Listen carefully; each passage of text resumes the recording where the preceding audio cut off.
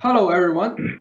Our team's project topic is UCSB course research statistics. My name is Eric, and here are our teammates. I'm Matt. I'm Isaiah. I'm Kevin. I'm Sean. Okay, so the major feature we created is a single course search page under the drop-down navbar of statistics. Previously, it's all about statistics data about courses in department scale or level. Now we are able to do a single course search. So here you may see a time frame we can set in the course name, course number, we can query on. So if we put 156 here and do it fall to spring, then we are able to see that Professor Conrad taught 156 for 3 times this year. So this is helpful for students to better plan their future schedule. So if we do like in 10 years and CS 56, then when a freshman joins UCSB and he really wants to study app programming with Professor Conrad, and he looked at the past data, saw that in the past 10 years, Professor Conrad taught this course for 16 times, then it's going to be highly possible for him to teach this course in the next 1 or 2 years. So this is very helpful for plan the future course schedule. And we may add more features into this page as well. So next, we're going to have Matt to talk about other features we implement.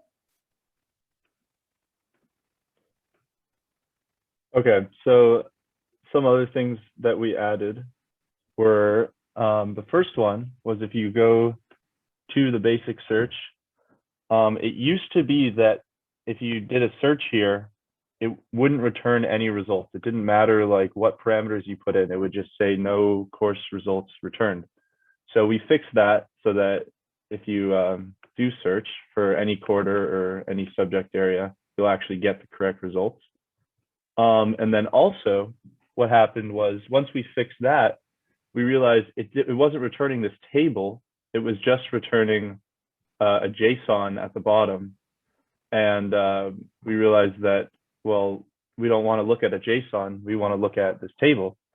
So we added this table representation of the JSON so that you can see it. It's easier to see.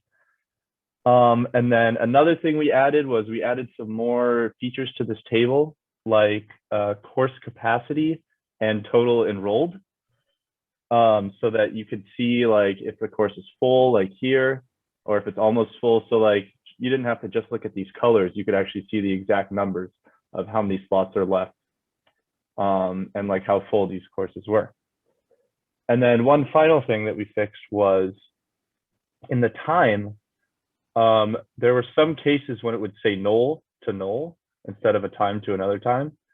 Obviously, I can't show them now because we fixed it. But when we ended up fixing that, it was like TBD to we changed it so it was TBD. And then when we fixed it, as we were merging it, we found another bug in the main, and it created a merge conflict. So we went back, and then we ended up fixing that bug too, so that the time would properly show and that this search would work properly. And then now Isaiah is going to talk about some of the other things that we did.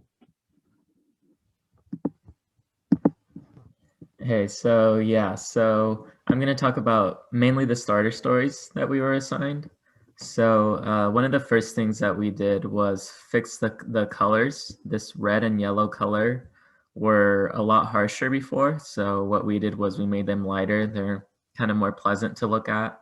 And that involved also refactoring some of the code so that, you don't have colors defined all over the place. You just have them defined in one place, and you can import those colors whenever you need them.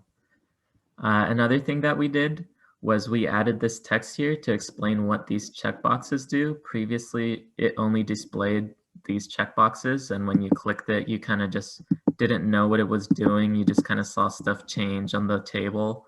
But now the user is able to know exactly what the checkboxes will do when they click them.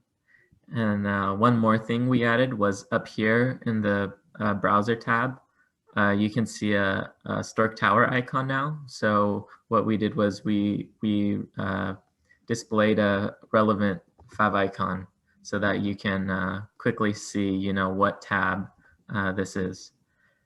And one final thing is with the About page. So we decided no one really cares about the GitHub page. So what we did instead is when you click the link, instead, if anyone clicks it, they instead get redirected to YouTube and they actually get Rickrolled. So yeah, that's all our changes. And now Kevin is gonna talk about some of the challenges we had. So some trouble we had was that we were all kind of new to JavaScript, so trying to understand the language and how everything works took a bit. Also, since this is like legacy code and all other people have obviously worked on like similar fields before, we had trouble figuring out what each part of the code did when code written different ways did the same thing. And also at one point we got stuck for a while trying to get the statistics page up, and we just kept trying it on our own when it was all right to like ask for help from the TAs and stuff.